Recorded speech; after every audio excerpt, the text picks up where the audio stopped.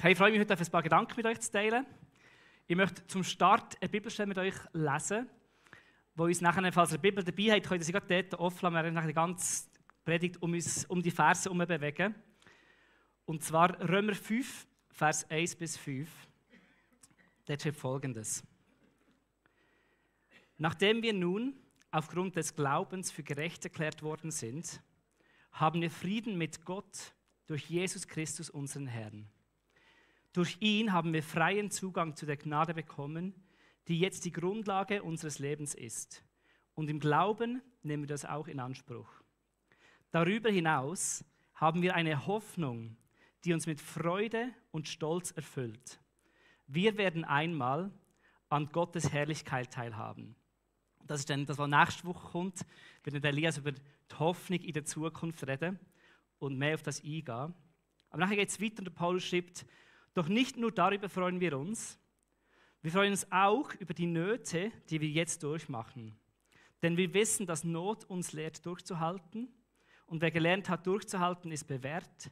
Und bewährt zu sein, festigt die Hoffnung. Und in unserer Hoffnung werden wir nicht enttäuscht. Der Satz lesen wir mal. Und in unserer Hoffnung werden wir nicht enttäuscht. Denn Gott hat uns den Heiligen Geist gegeben und hat unser Herz durch ihn mit der Gewissheit erfüllt, dass er uns liebt. Und Vater, wir danken dir vielmals, dass wir heute Morgen da im Ahrtal oder im Livestream zusammenkommen und wissen, dass die Hoffnung, die wir haben, das Warten auf dich, wir werden nicht enttäuscht werden.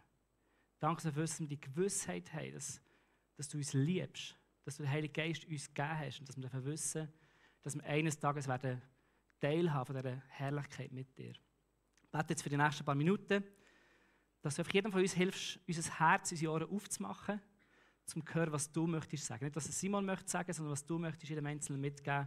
Und alles andere mögen wir wieder vergessen, aber das, was du möchtest machen, mögen wir es mitnehmen und in unserem Herzen bewahren.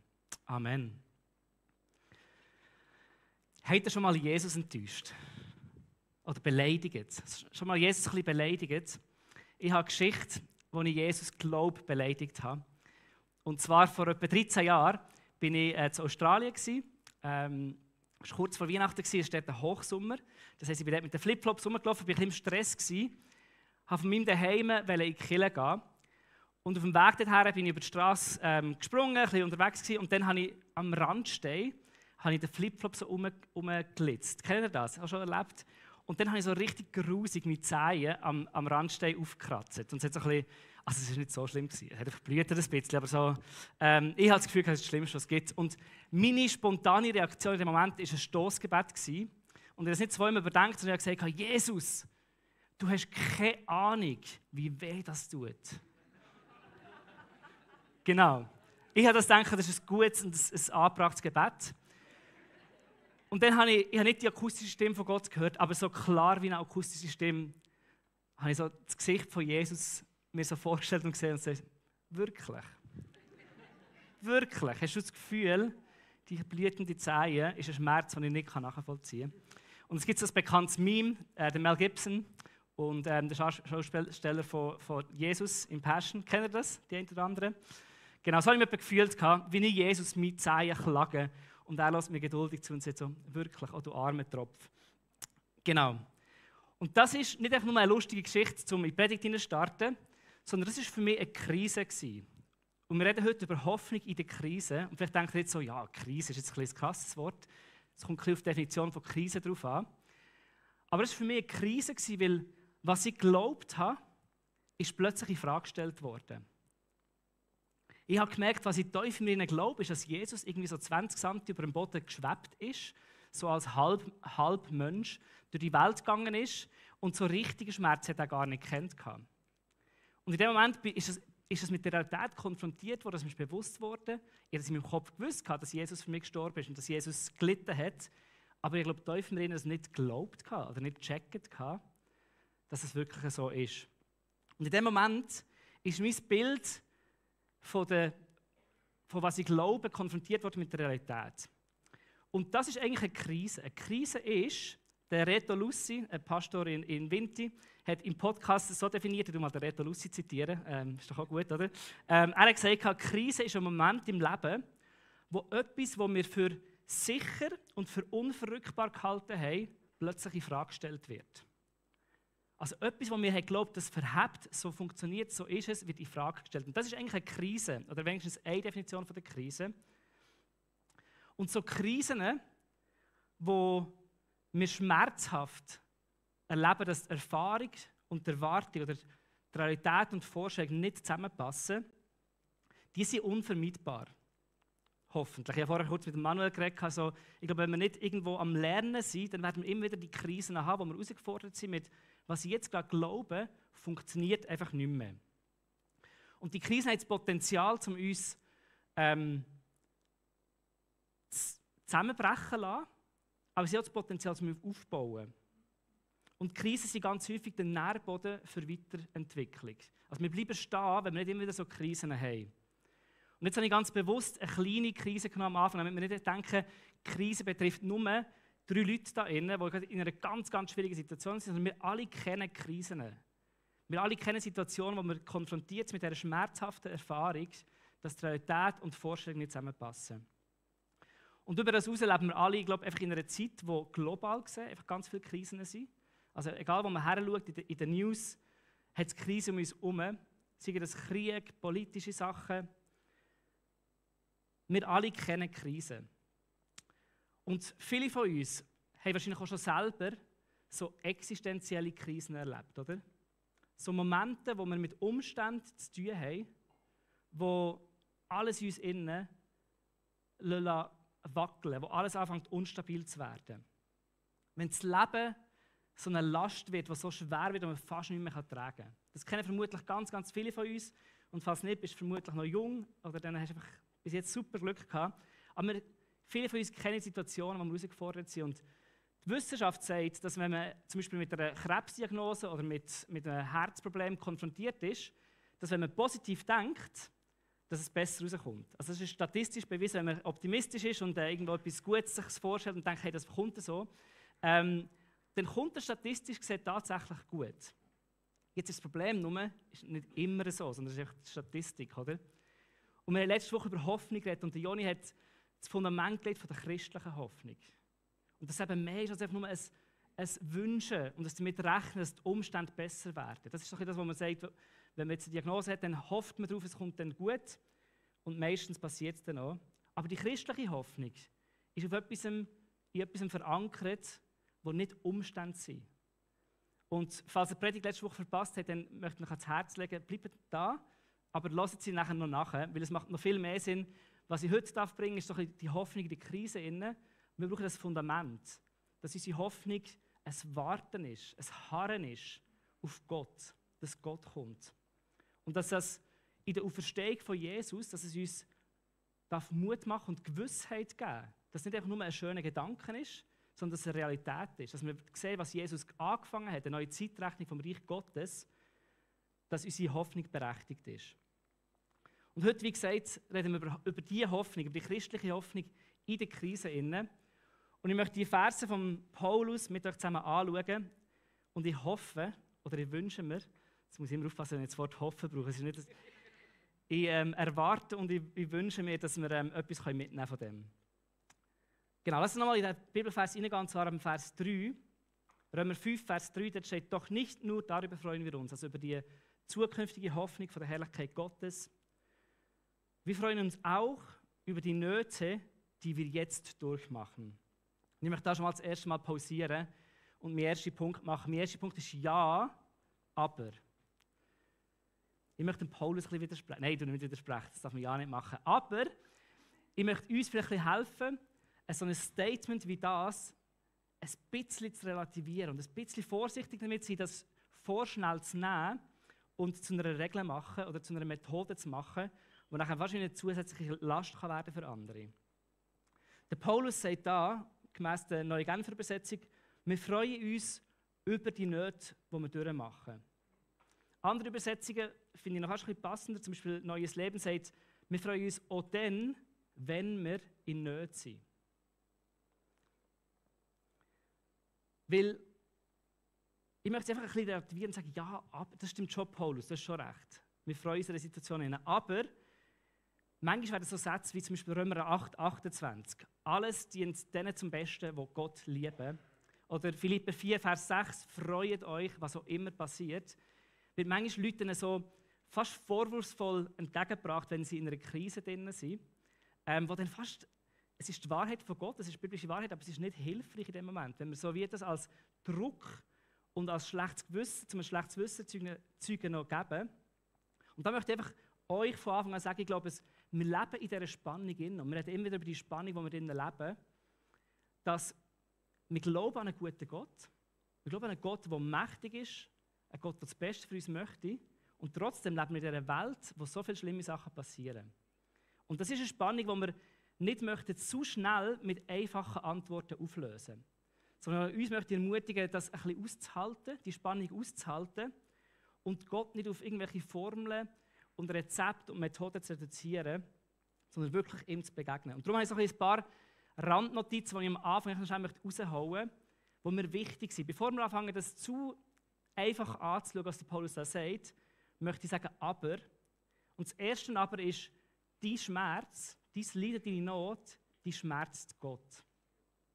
Also wenn es dir wehtut, wenn du durch eine schwierige Zeit durchgehst, das schmerzt Gott. Und ich habe noch einen Schreibfehler gemacht, ich habe Joni am Freitag noch das Konzept gezeigt und ich habe einen Schreibfehler gemacht, ich habe ein M vergessen. Ich habe geschrieben, dein Schmerz scherzt Gott. Zum Glück hat Joni noch drüber geschaut. Aber dann habe ich gedacht, manchmal denken wir genau das. Manchmal denken wir, Gott ist ein Gott, der mit so einem Lächeln auf dem Gesicht uns schwierige Sachen zuschickt und dann schaut, jetzt schauen wir mal, was sie jetzt machen. Und das ist so ein verdrücktes Bild von Gott. Ich glaube, die Bibel zeigt uns, das Volk Israel, an anderen Stellen, Jesus, wenn er in die Städte schaut, wenn er Menschen anschaut, es schmerzt ihm, es tut ihm weh. Der Tim Keller hat einen Kommentar zu den Versen geschrieben und dort schreibt er, Christen freuen sich jedoch im Leiden. Das bedeutet nicht, dass es eine Freude an den Schwierigkeiten selbst gibt. Gott hasst den Schmerz und die Herausforderung dieses Lebens. Und das sollten wir auch tun. Und ich finde das schön, zu sagen, hey, wir sind nicht irgendwelche Masochisten, die den Schmerz lieben. Die sagen, hey, yes, jetzt wird es schwierig und yes, eine schwierige Diagnose. Ich komme auch noch dazu, wir haben Freude und wir haben Hoffnung in dem Ganzen, aber wir suchen es nicht und wir feiern es nicht. Einfach, dass es mal vorweg gesagt ist. Etwas Zweites, was noch wichtig ist, eine pastorale Randnotiz, ist, wir dürfen ehrlich sein mit Gott. Oder ich würde sogar sagen, wir müssen ehrlich sein mit Gott. Und ganz häufig sind wir in der Kirche ein bisschen, wir haben das Gefühl, wir müssen, eben, gerade wegen so Versen wie dem, müssen wir, wenn wir Frust haben, wenn wir verrückt sind, wenn wir hässig sind, wenn wir enttäuscht sind, wenn wir Zweifel haben wir das Gefühl, wir müssen es so ein bisschen christlich verpacken und es irgendwie schön reden. Aber wir sehen in den Psalmen, also Psalmen sind das beste Beispiel dafür, dass man einfach darf sich, sage jetzt mal, auskotzen bei Gott. Dass man einfach darf ehrlich sagen, was man denkt und fühlt. Und der, der das Universum geschaffen hat, kann das handeln. Gott kann das handeln, wenn wir mit unseren Gefühlen kommen. Wir sagen nicht, dass es immer wahr ist, aber wir dürfen das aussprechen, wir müssen es nicht verstecken, wir müssen es nicht verkleiden mit irgendetwas anderem. Und eine dritte, so eine Aber-Bemerkung, die ich gerne machen möchte, ist Zweifel, Fragen und Krisen sollen Platz haben in der Gemeinschaft der Nachfolger von Jesus. Zweifel, Krisen, Fragen ist nicht etwas, was einfach wie eine ansteckende Krankheit, wo sobald jemand da drin ist, der das hat, müssen wir alle 3 Plätze frei lassen und müssen dann möglichst aus dem Weg gehen und sicher nicht beim Essen nebenan hocken, sondern müssen möglichst Abstand von dem haben. Und ich sehe ein paar so Smiles auf dem Gesicht, aber die Realität ist, manchmal machen wir das ein bisschen. Manchmal sind wir zu unsicher mit unserem Gott, dass wenn jemand Fragen hat, dass wir das handeln können. Dass wir sagen, weißt du was, ich stehe mit dir innen. Und weißt du, du darfst so fühlen, du darfst Zweifel haben. Und ich finde das mega schön, ich habe das Gefühl, in der GVC, so wie ich die GVC bis jetzt erlebe, hat das absolut Platz da innen. Wir haben gerade vor ein paar Wochen jemand, der so eine Glaubenskrise hat sich überlegt, mit wem kann ich reden? Wen kann ich Fragen stellen? Wen kann ich einladen in diesen Prozess hinein? Und haben überlegt, Leute in der Familie und im Umfeld und niemand gefunden. Und dann ist in den Sinn gekommen, weißt du, als Schneiders. Und das ist mega cool gefunden. Gell? Habt ihr ein Telefon bekommen oder ein E-Mail von einer Familie aus der Church, die sagt, hey, wir haben Fragen, wir haben Zweifel, das verhebt nicht für uns. Und ihr Ding war, wir gehen zu Schneiders. Wir gehen mit Joni und Steffi darüber reden und sie haben ein Gespräch gesucht. Und ja, Joni und Steffi haben viel Zeit und lieben euch alle, aber jetzt nicht Zeit, mit jedem Einzelnen das zu machen. Aber ich habe es so schön gefunden, so ein Kompliment, dass wenn jemand sagt, weißt du, ich habe Fragen, kommen wir auf Joni und Steffi zu. Und ich hoffe, wir sind als GVC auch alle zusammen irgendwo bereit, das zusammen auszuhalten. Und wenn jemand Zweifel hat, an die Zeit herzukommen, nicht probieren, sofort das zu lösen, sondern einfach mitzulaufen. Genau, ich möchte das auch ein bisschen im Hinterkopf behalten, weil jetzt wäre vielleicht doch die Antwort ein bisschen einfach und simpel, aber wenn wir das ein bisschen im Hinterkopf haben, um es zu relativieren, dann hilft das, glaube ich. Wir lesen einfach weiter. Also wir haben gelesen, doch nicht nur darüber freuen wir freuen uns auch über die Nöte, die wir jetzt durchmachen. Denn wir wissen, dass Not uns lehrt, durchzuhalten. Und wer gelernt hat, durchzuhalten, ist bewährt. Und bewährt zu sein, festigt die Hoffnung. Dann möchte ich den zweiten Punkt machen. Und sorry, es ist ein bisschen Englisch, aber das ist ganz einfaches Englisch und ich übersetze es. Mein zweiter Punkt ist No Pain, No Gain. Das ist, der Paulus schreibt das da eigentlich. Er sagt, also No Pain, No Gain heisst keine Schmerzen, kein Wachstum. Also ohne Schmerzen kann kein Wachstum entstehen. Was es aber nicht heisst, ist Schmerzen gleich Wachstum. Also nicht so, dass jeder Schmerz automatisch Wachstum mitbringt, aber für ein Wachstum gehört immer irgendwo ein bisschen Schmerz dazu. Und der Paulus sagt das dann mit dieser Steigerung, wo er sagt, durchhalten, also Not lehrt uns durchhalten. Und wenn wir gelernt haben, durchhalten, bewährt uns. Und wenn wir bewährt sind, dann ist unsere Hoffnung gefestigt. Und das sagt der Paulus an verschiedenen Orten, in unterschiedlicher Art und Weise. Der Jakobus sagt es, der Petrus sagt es. Eben, unsere Fitnesstrainer sagen es, die einen haben, ich habe keinen. Aber no pain, no gain. Wir brauchen, es gehört dazu, Schmerzen zu erleben und danach durchzugehen, zum Wachsen. Der C.S. Lewis hat in seinem Buch über den Schmerz hat er geschrieben, Gott flüstert in unseren Freuden, er spricht in unserem Gewissen, in unseren Schmerzen aber ruft er laut. Sie sind sein Megafon, eine taube Welt aufzuwecken. Und der Tim Keller in einem anderen Buch schreibt, Leiden nimmt uns die Illusion, dass wir die Stärke und Kompetenz haben oder besitzen, unser Leben selbst zu regieren und rettet uns vor der Illusion, dass wir Gott nicht brauchen. Ich finde das ein starkes Statement, auch wenn es eben vielleicht ein bisschen wehtut, aber Paulus, Jakobus, Petrus, C.S. Lewis, Tim Keller und der Fitnesstrainer, alle sagen, es gehört Schmerz dazu beim Wachsen. Und ich habe das so ein bisschen bei mir überlegt, wie ich das erlebt habe, wie ich das vielleicht ein bisschen einordnen kann. Und was ich gesehen habe, ist, was der Tim Keller sagt, ist, dass mir in dem Moment die Illusion bricht weg. Dass Sachen, die wir für stabil gehalten haben, Sachen, die wir das Gefühl hatten, das verhebt, da können wir unser Leben darauf aufbauen, fangen an zu bröckeln und fangen an wegzufallen. Und dieser Prozess tut weh. Wenn etwas das Gefühl hat, das verhebt, dann kann ich mein Leben darauf bauen. Ich habe da etwas im Griff, meine Gesundheit, meine Karriere, meine Beziehungen. Und plötzlich fängt etwas an wegzubrechen. Das tut weh. Aber das Gute daran ist, es zwingt dich zurückzugehen zu dem einzigen Fundament, das hebt. Und wie gesagt, das ist so einfach zu sagen, vielleicht im Nachhinein, oder so einfach zu sagen aus der Distanz, aber es ist ein schmerzhafter Prozess, wenn man drinnen ist. Wenn man merkt, krass, das verhebt nicht. Aber das Gute und das Schöne ist, dass wir bei Gott das Fundament finden, das niemals brüchig wird. Da bin ich felsenfest davon überzeugt. Dass wenn wir die anderen Quellen von der gefühlten Sicherheit und von dem Gefühl von, es geht uns gut, verlieren, können wir zurück zu Gott kommen und bei ihm ein Fundament finden, das verhebt. Also Paulus sagt, Krise stärkt unsere Hoffnung. Krise, das Zeug, das wegbricht, der Schmerz, den wir haben, das stärkt am Schluss die Hoffnung, die wir haben in Gott. Und dann lesen wir weiter. Also wer gelernt hat, durchzuhalten, ist bewährt und bewährt zu sein, festigt die Hoffnung. Und dann im Vers 5. Und in unserer Hoffnung werden wir nicht enttäuscht. Denn Gott hat uns den Heiligen Geist gegeben und hat unser Herz durch ihn mit der Gewissheit erfüllt, dass er uns liebt. Also Paulus sagt, in dieser Krise wird unsere Hoffnung gestärkt und gefestigt. Und unsere Hoffnung werden wir nicht enttäuscht werden.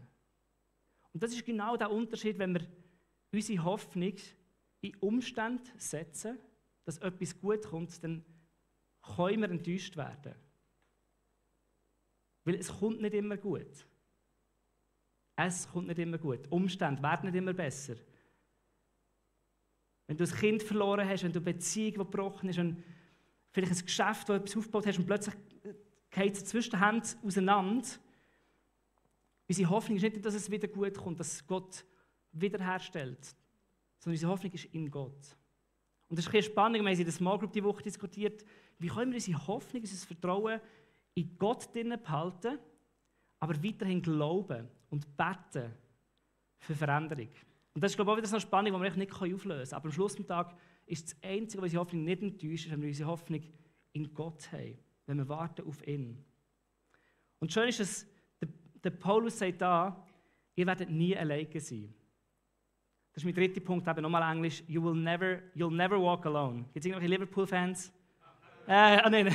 Okay, aber es wissen ein paar, um was es geht. Also, für die anderen spielt absolut keine Rolle, das ist Fußball. Also, es ist wichtig, aber es ist nicht so wichtig. Paulus sagt, inspiriert vom Heiligen Geist, eure Hoffnung wird nie enttäuscht werden, weil ihr habt den Heiligen Geist in euch. Wir sind nicht alleine in dieser Krise inne, sondern der Heilige Geist ist uns schon gegeben. Und an einem anderen Ort sagt der Paulus, es ist wie ein Pfand. Wie ein Pfand, das Gott uns gegeben hat. Kennt ihr noch ein Pfand? Vielleicht irgendwie, keine Ahnung, ich habe mir überlegt, wo man es noch braucht. Bei den Billardschlägern, bei was? Nein, nicht das. Ich meine, das Pfand, wo du musst deine ID abgeben. Du musst eine ID abgeben, weil du irgendwie musst garantieren, ich komme wieder zurück und bringe das Zeug wieder zurück. Oder zum Beispiel Bowlingschuhe hätten wir das früher machen müssen. Oder Billardstecken in der Body. Was holst du in der Body ab? Für einen Ball. Genau. Irgendetwas. Sportausrüstung, irgendetwas muss man so ein Pfand hinterlassen. Und man garantiert damit, hey, ich komme wieder zurück und bringe das wieder. Ich lade dich nicht alleine. Und der Paulus sagt im 2. Korinther 5, Vers 5, sagt er, der Heilige Geist ist wie so ein Pfand, wo uns zeigt, dass wir jetzt schon, Gott hat damit garantiert, dass wir werden Teil sein von seinem Königreich für immer. Aber er verspricht nicht, das verspricht er da nicht, das verspricht er an anderen Orten nicht, nie verspricht er uns, dass wir immer werden verschont werden von schwierigen Zeiten. Es wäre schön, wenn die Bibel sagt, hey, wenn du Jesus nachfolgst, Entscheidung triffst, ab dann Krankheit, keine Sorgen machen, Finanzen, nichts, Beziehungen, alle wiederhergestellt. Aber die Bibel sagt das nicht, sondern die Bibel sagt, ich verspreche, mit dir zu sein. Ich verspreche, mit dir unterwegs zu sein. Und der Psalm 23, den kennen wir vermutlich die meisten von uns relativ gut. Oder? Das ist so das Küsschen, das gestickt ist beim Grossi auf dem Sofa. Der Psalm 23, den haben wir irgendwie alle schon mal, die meisten schon mal gehört. Und wenn nicht, dann hast du jetzt gerade den Jackpot. Gang heim und liest den mal ganz gemütlich durch. Aber Psalm 23 ist genau das. Ist die Beschreibung vom Psalmist, der sagt, der Herr, der Gott, ist der mit mir kommt. Ist er, der mich führt, er, der mich stärkt, er, der mit mir läuft durch das dunkle Tal. Er sagt nicht, ist der, der mich, wenn ich am Anfang vom dunklen Tal komme, nimmt er mich und lüpft mich drüber und dann am anderen Ende setzt er mich wieder ab, sondern er läuft mit uns durch das dunkle Tal.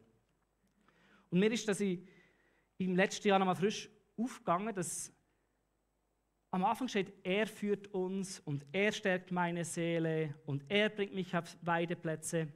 Und in dem Moment, wo wir im dunklen Tal drin sind, wechselt es und es ist nicht mehr er, sondern es ist du.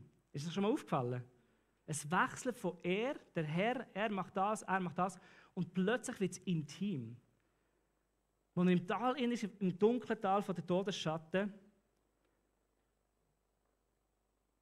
dort steht, ich muss schnell den richtigen Abschnitt finden, selbst wenn ich durch ein finsteres Tal gehen muss, wo Todesschatten mich umgeben, fürchte ich mich vor keinem Unglück. Denn du, Herr, und das ist zuerst mal du in dem Psalm, du, Herr, bist bei mir. Und das ist das Versprechen von Gott, mit uns zu kommen, in die Krise hinein, durch die Schwierige durch, uns nicht daraus zu befreien in erster Linie. Das macht er auch zum Glück, Gott sei Dank, er verändert, er bringt Heilung, er stellt wieder her. Aber sein grösseres Versprechen ist, dass er mit uns kommt, dass er durchläuft mit uns.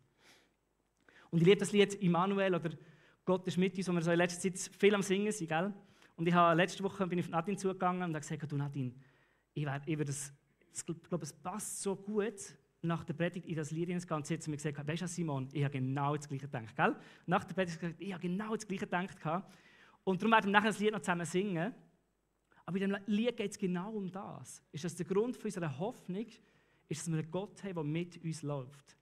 Und in der Bridge, in der Bridge, wo wir singen, kein Berg, kein Tal kann uns trennen von deiner Güte. Kein Hoch und kein Tief kann die Wahrheit und das Versprechen, dass Gott mit uns kommt, jemals wegnehmen von uns. Das ist das Erste. Sein Versprechen ist nicht, dass er uns verschont, dass wir verschont bleiben, sondern dass er mit uns kommt. Und etwas Zweites, was ich möchte sagen, was man vielleicht manchmal, als ihr das erlebt, das Versprechen ist nicht, dass wir das Gefühl von der Gegenwart haben, sondern das Versprechen ist seine Gegenwart. Und ein paar wenige von euch wissen vielleicht, was ich meine. Und dann möchte ich das vor allem euch sagen, und vielleicht für die anderen auch, vielleicht betrifft euch das auch mal. Es gibt so Zeiten, und das ist brutal schmerzhaft, wenn es in einer Krise ist, wo du Gott einfach nicht mehr spürst. Wo das Gefühl von der Gegenwart weg ist. Und manchmal haben wir das Gefühl, dass ich mache etwas falsch oder Gott hat mich verlassen.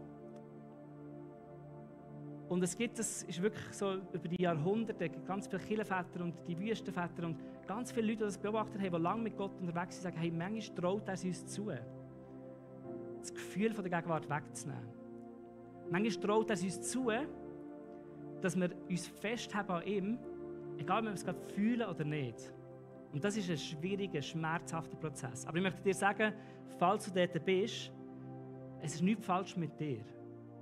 Such Gott, halt fest. Und ich sage nicht jedes Mal, wenn du Gott nicht spürst. Also, wisst ihr, was ich meine? Ich möchte einfach sagen, wenn du dort bist und du spürst es gerade nicht, das Erste, was kommt, ist Zweifel an uns selber. Was habe ich alles falsch gemacht? Zweifel an Gott gibt es nicht wirklich nicht. Und ich glaube, Gott lässt uns in dem Moment ein, einfach festzuhalten. Festzuharren. Zu warten auf Gott. Und zwar manchmal eben auch, ohne dass wir es fühlen. Und so Vorwürfe und Zweifel möchte ich dir sagen, hey, solange du Gott suchst und solange es dir das Herz ist, wenn es anfängt gleich sein, dann bist du an einem gefährlichen Ort, glaube ich. Aber solange du Gott suchst und es dir das Herz bricht, dass du ihn nicht spürst, glaube ich, halt dran fest. Such ihn weiterhin. Und der Rest des Teams darf schon aufkommen, wir gehen ins Immanuel rein. Ich bin fast am Ende. Ich möchte noch mit etwas Lustigem beenden. Ich habe einfach überlegt, wie kann ich so die Predigt so richtig schön, tief, geistlich beenden. Und das ist ein Bild, das ich wollte machen. Warte bitte noch mit den Bildern, sonst ruinierst du alles. Nein, ich habe so ein Bild, das für mich so aufgegangen ist, von was es heisst, zu hoffen in der Krise. Und so ein Hund, der so einen Ast oder so einen Stecker verbeißt. Kennt ihr das? Wenn so ein Hund den Ast im Maul hat und du kannst schreissen und machen und kannst schütteln, kannst wahrscheinlich den Stecker schießen und der Hund fliegt mit. Aber so verbissen in etwas im Innen.